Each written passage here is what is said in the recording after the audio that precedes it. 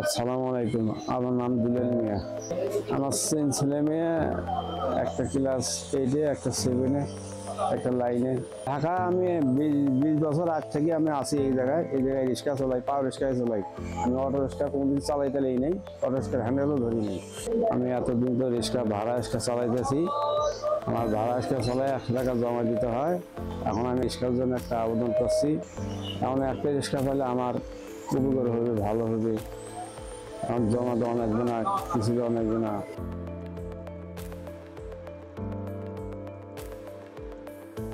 এতদিন আমি অপেক্ষা করছিলাম, আজকে আমি রিক্সা পাইছি।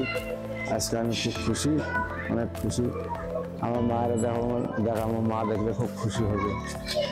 রিক্সার আবেদন করছিলাম যে আমি এতগুলো পোলাপান এখন আমি চালাতে পারি না, জমা দিয়ে চালাতে পারি না। 100 টাকা জমা দেওয়া লাগে। আর রিক্সা যদি পাই আমার খুব উপকার হবে, খুব ভালো হবে। অভিযাত্রী ফাউন্ডেশনকে ধন্যবাদ।